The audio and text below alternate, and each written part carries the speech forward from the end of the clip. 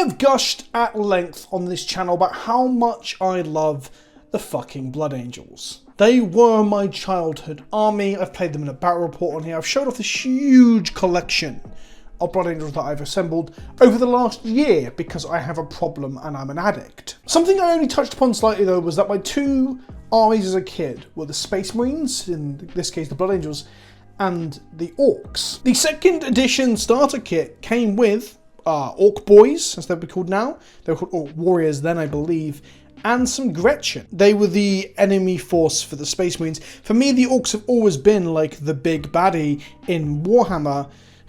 Not anymore, obviously, with the Death Guard taking over in 8th and the Necrons taking over in 9th for the big core storyline stuff for the main set. But because of growing up with that set being my introduction to Warhammer, they've always been the other army. So I came back to Warhammer and I have stumbled into army after army after army. I'm currently trying to get my Sisters of Battle painted. I am 80% unpainted across 2,500 points, and I'm trying to get my Thousand Sons painted too, which has been the army that I play the most in competitive leagues online, and my physical army is just nowhere near painted. So my intention is to get these done and to a 2,000 point standard, so I can just, have that out of the way. The pile of shame can't be too big and all that, before the Orks come out. Because although I've collected upwards of perhaps 20, 25, maybe a bit more, 1,000 points of Warhammer across 6 or 7 armies at this point.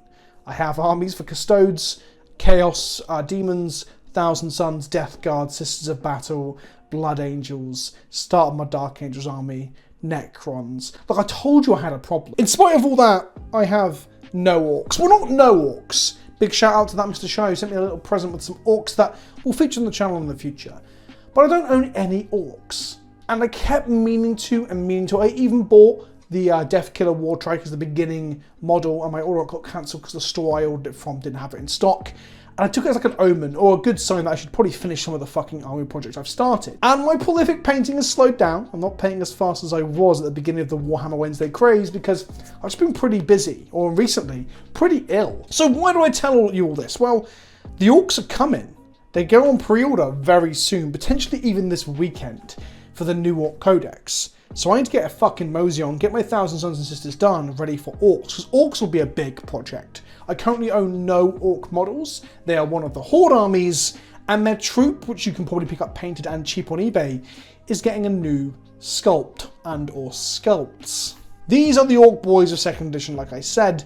They were replaced in 3rd edition with these. These are the Ork Boys that have now been around since around 1998 was when 3rd edition launched. So these are somewhere between 20 and 23 years old, depending on where in the edition these landed. I can't find exact dates. And honestly, although they're a bit weird, they've got this like monkey look to them in terms of their like posture. Their arms don't quite fit properly to their bodies, as you can see here, in terms of like composition in a logical way. They aren't that bad. It might just be the paint jobs hide it. You can put a lot of Nuln Oil and Angrax Earthshade to really hide the rough edges of the sculpt. At first we thought we were just getting beast snaggers, right? We thought we were just getting a new type of orc people might just play as a proxy for Ork Boys, but beast snaggers are just a new thing, a new sub-faction or sub-part of the codex in the way that Speed Freaks were for 8th. This is the new Ork Boy. So there are beast snagger boys and there are actual Ork Boys, and as these come, so beast snagger boys are going to be stronger. So they are a different codex entry with strength 5, but all Ork Boys are going to toughness 5. I mentioned this here because I'm more talking about collecting, but that's going to fundamentally change how the meta game of competitive Warhammer, or even just what you're expecting to see at your local store, is going to be, because people are going to rock up with 30, 60, 120 Ork Boys at T5. Suddenly your strength 4 bolt guns just don't cut it, even worse than what they were doing before when they didn't have enough AP, coming from a Sisters standpoint. So this marks a big shift. At the moment, melter guns are the big stuff from the Sisters, and las cannons and dark lances from the Admech and the Drukhari, respectively, in comp level. But if we're going to get hordes and hordes of toughness 5 1 wound models, that means flamers and onslaught Gatling cannons and stuff become better again. I like this. I like with every new book there being some sort of reinvention. It's a pain in the arse if you want to settle a 2,000 point list, buy, build and paint it. But if you want to build a wider collection and then like pick your army out of that over time as the game changes and evolves, or you're playing on TTS where everything's available, of course, I think that's really exciting and interesting, and that's what games should do. Magic has always had this as well, where it evolved as new sets come out and new cards got released. So I'm excited for the new Orc boys. I don't think I'm going to do a thing where I just get only the new Orc boys.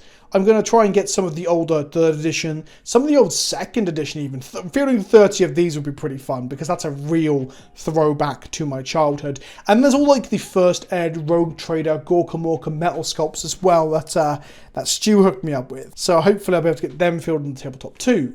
But in addition to that, we know of the Squig Hog Riders that have been talked about today, the headbutting knobs on Squigs, the Pain Boss, the Beast Snagger Boys, the War Boss in Mega Armor, the Zodgrod Wartsnagger, the new boys that look to be shooter boys, but I'm hoping they'll be chopper close combat ones in the box too, and the Whir Boy, who is like a weird boy but he fires lasers out of his eyes. The new range looks phenomenal, and that's not all of it, by the way. We've got at least one more thing getting revealed, probably this Saturday. They've hinted at a Saturday release, a preview coming. In today's Warhammer community article, we saw the addition of bomb squids.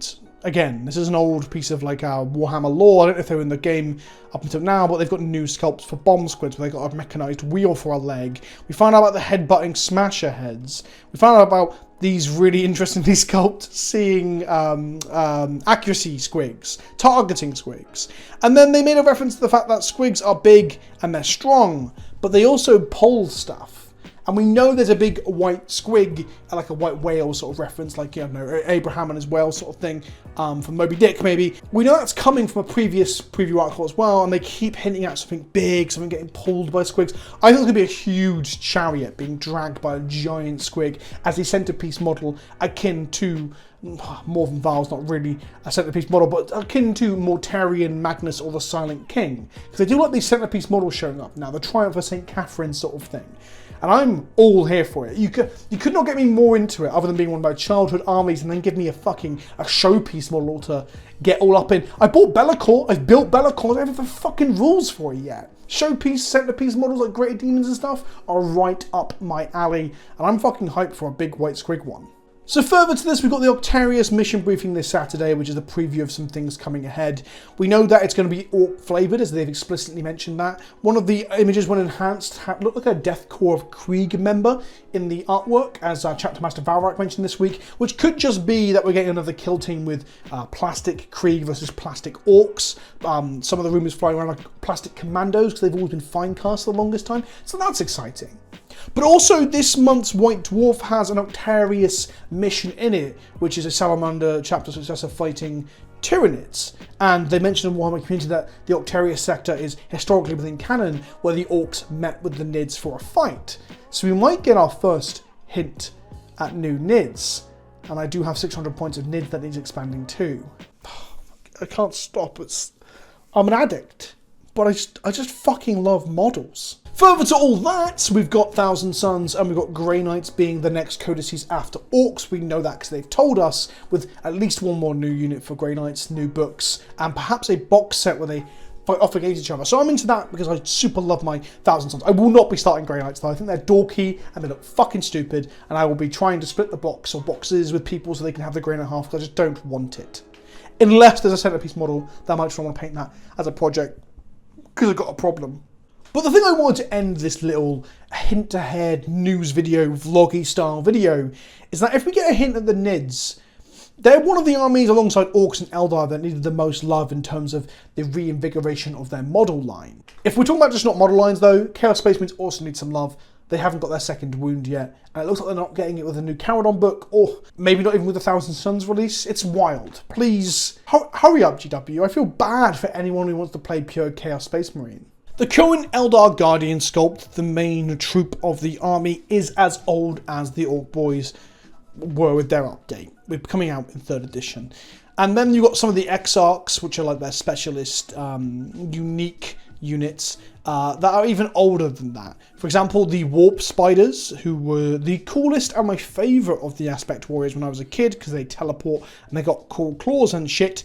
They are 2nd edition models. Not even 3rd, 2nd edition. These things are only available in metal, and they came out sometime between 1993 and 1998, making them again 20 plus years old.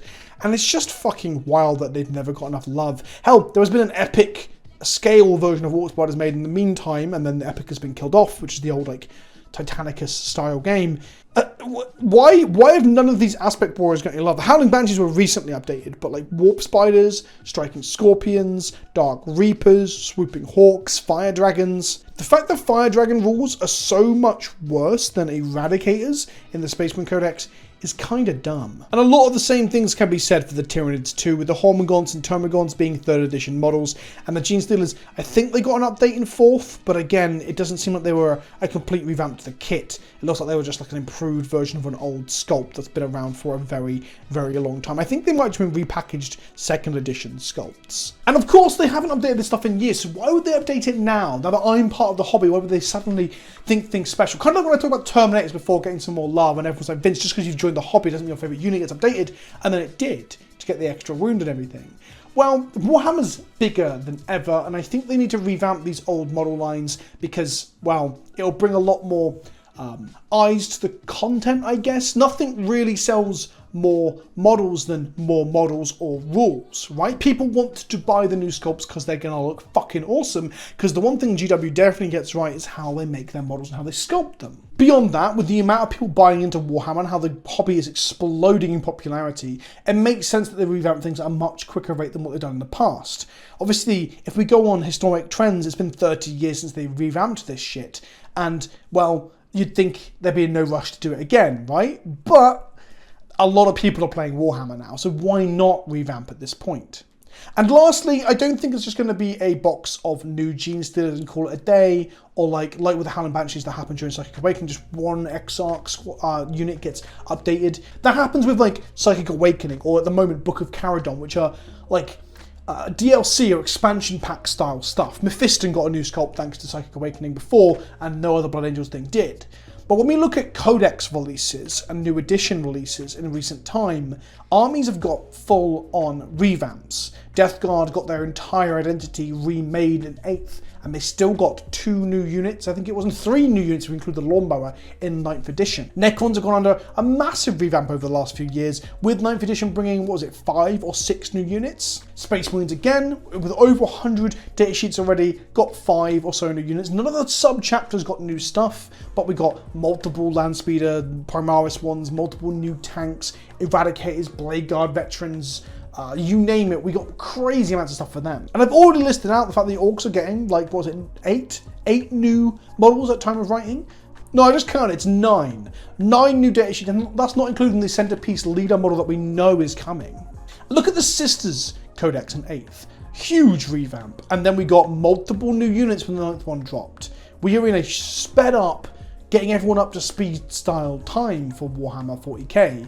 I guess AdMech and Drukhari didn't see as much, but they'd already had recent revamps. AdMech very recent. It was only just before COVID hit that during Second Awakening they dumped them with like 5 or 6 new units to update them into a full-on army after they'd previously joined Skitarii and Adeptus Mechanicus together. The point I'm getting at is that I can feel it in my bones. I can feel a full-scale revamp coming for the Eldari, the core Eldar, Craft World Eldar, and for the Tyranids. Now, obviously, they only have finite manpower at GW, so maybe that's just a lot of work and they haven't done all of them, and the Orks are just an outlier. The amount of new units we've been seeing, this fast-paced pumping stuff out. Also, a lot of this stuff is just already done. We meant to have all these books already. Just the pandemic and the supply chain issues and so on has caused them to pull Curse City back and pretend it wasn't going to be a core part of the product line, as well as slow down the book releases to the point that Caradon is releasing alongside them, so that we get rules for our codexes in a separate book as they release. That was never the plan. Everything's been slowed down. So you might think, oh, it seems like a lot of work, but this Ork model revamp might have been done 6 to 12 months ago. So I'll end out with my prediction that the Orks are getting quite a big revamp in the addition of all the Snagger stuff and the Ork Boy resculpt, and we'll see a similar injection or retooling of both Eldar and Tyranids coming soon, with Nids potentially getting spoiled or hinted at for the post-Thousand Suns, post-Grey Knights stuff in the thing this weekend. And of course there's this rumour mill stuff of Plastic Krieg that has me very excited, and I can't have this happen because I can't start another army. I've got to get my Orks done before they release a full-on plastic line of Krieg. Fuck. I've been Vince, also known as PleasantKenobi on the internet. This has been a very impromptu, ranty, exciting Warhammer Wednesday. There'll be some more top 5 lists, some more hobby stuff, some more gameplay stuff coming in the future. I shouldn't have time today to put one of those together around my other commitments. Thank you for watching. Smash that bell, don't forget to like, and tell me in the comment section below what you think of what I've come up with today, and let me know what you want to see in the future. In the meantime, be good to one another, and I'll see you all soon. Ta-ta for now.